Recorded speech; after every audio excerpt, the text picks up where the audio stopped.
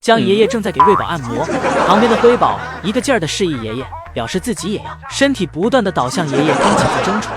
辉宝伸出头，试图跟爷爷对视。江爷爷看到后夸辉宝这个样子很可爱。虽然辉宝被爷爷看到了，但是这次爷爷没有完全明白辉宝的心，辉宝只能将注意力转向姨母，试图让姨母跟爷爷一样对待姐姐，一样对待自己。为此辉宝还撅起了小屁股。但是今天爷爷和姨母的意识都不太在线。一会儿轮到乐宝享用江爷爷的时间了。江爷爷这一对一服务深得宝家成员喜欢，不过江爷爷想跟乐宝测一下坐高，乐宝表示奶爸有点不自量力了。乐宝稍微坐直就已经远超奶爸的身高了，而且乐宝的这身材跟江爷爷的身材比，乐宝更深受女孩子的喜爱。乐宝这双开门的臂膀，江爷爷在乐宝面前都变得小鸟依人了。江爷爷在乐宝身边唠起了家常，问乐宝为什么最近不睡在床上了，是因为床离爱宝远，要睡在离爱宝近一点的地方吗？乐宝感觉自己被奶爸说中了自己内心的想法，一下有点紧张了，赶紧多吃2口竹子掩饰一下自己的紧张感。接着到了瑞宝辉宝吃奶的时间，江爷爷表示瑞宝最近吃的有点马马虎虎的感觉，吃奶时心浮气躁的，不像辉宝一样总会大口大口的吃。江爷爷表示可能是最近瑞宝竹子吃的比较多，对盆盆奶不太依赖了。江爷爷估计姐妹俩断奶和独立时期都会比福宝要早。江爷爷碎碎念念吐露的都是对瑞宝辉宝以后的规划和成长。今天奶爸不给爱宝按时开门下班，爱宝本来就烦，辉宝还要在妈妈气头上反复试探。开始辉宝连拍爱宝好几巴掌，爱宝也没有理会辉宝，爱宝只是等待通道门的打开。辉宝则以为妈妈一直都不会打自己，依旧不断的在爱宝身边打滚，同时还要压在男主角身上。爱宝最看不惯自己的园区的小花小草被欺负了，就给辉宝一巴掌。辉宝被妈妈的这一巴掌打懵了，直接被打的愣在了原地一动不动，有点怀疑熊生了。辉宝缓了好一会儿，跑去妈妈身边去问个究竟，张嘴之前伸手给了妈妈2巴掌。此时辉宝觉得也没必要再问究竟了，毕竟自己已经还下来了。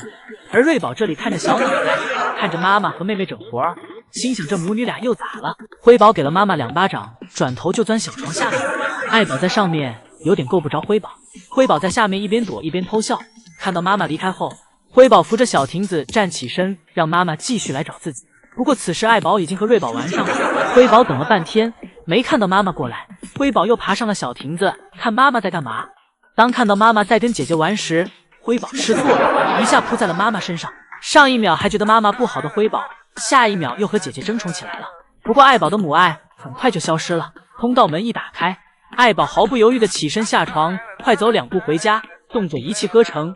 辉宝这里则是直接跟着妈妈跑了回去，瑞宝则是往树上爬去，但爬到一半发现自己被丢下了。瑞宝有些尴尬，瑞宝尴尬地从树上下来，甚至尴尬到路都不会走了，直接从小亭子上摔了下来。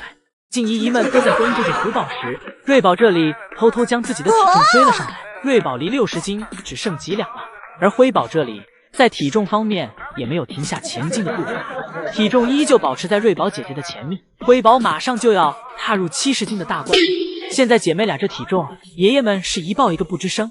为此，爱宝在每天的下班收熊上可谓是帮了爷爷们不少忙，让2个爷爷在收熊上省了很多活。而今天在收瑞宝、辉宝下班时，辉宝还帮了不少。今天送爷爷来到园区给爱宝收拾竹子，姐妹俩此时都在树上，而辉宝这里姿势很是刁钻，自己给自己挂在了福宝姐姐的风铃上，摇摇晃晃的。宋3岁看了很难不过去，自己搔了一把，顺便测试一下辉宝的平衡力如何。辉宝看宋3岁过来了，立马用手抱住身前的树干，因为辉宝知道宋3岁什么事儿都干得出来。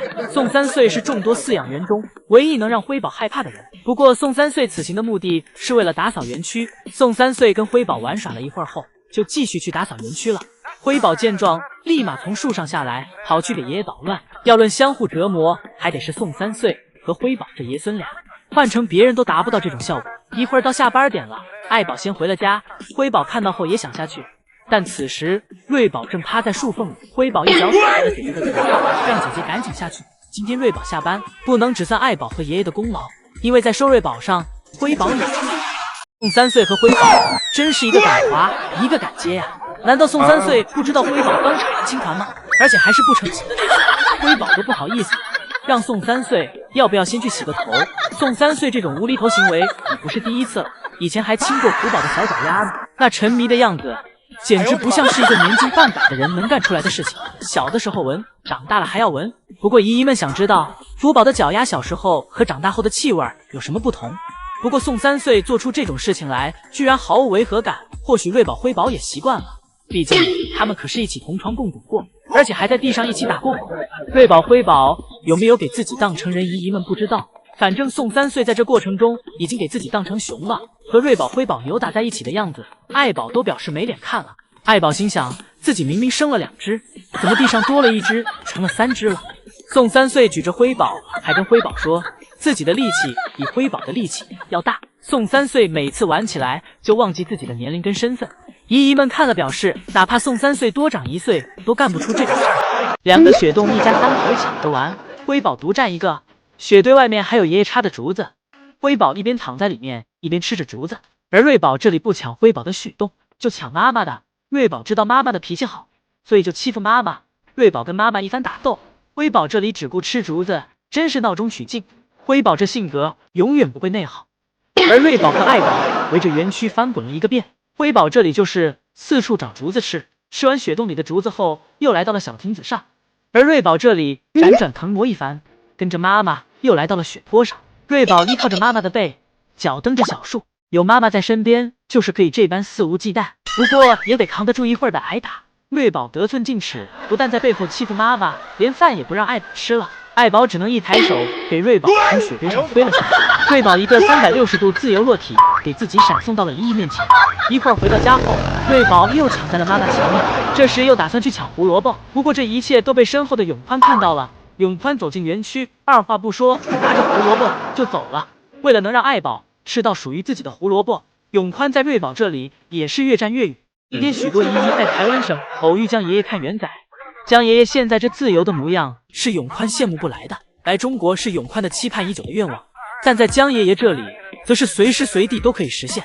而且现在我国对韩国已经免签了，再加上江爷爷的中文水平足够支撑他进行日常交流，所以江爷爷可以说是来去自如，随时闪现。或许江爷爷是想来中国看福宝的，但福宝现在不对外展出，这次江爷爷的行程他又不会与福宝相遇了。而今天的宝家这里则有圣熙姨母来负责照顾，因为园区的雪开始融化，圣熙姨母来园区放个竹子都越发的艰难，放个竹子只能走没有雪的地方。如果宋3岁在，想必一定会直接坐在上面滑下去。而圣熙姨母为了方便爱宝吃竹子，这次将竹子和小零食放在了没有雪的空地上。虽然瑞宝、辉宝今天没有去室外，但是室内的生活也让瑞宝、辉宝玩得乐此不疲。一会儿姐妹俩睡着后，圣熙姨母偷偷给爱宝打开了去往室外的通道门，让爱宝去室外玩耍。爱宝走出室外，看到这如此美丽的雪景，一下就忘记了带娃的烦恼。而隔壁的乐宝这里也很安逸，只有永宽此时不知道什么时候能去中国而感到悲伤。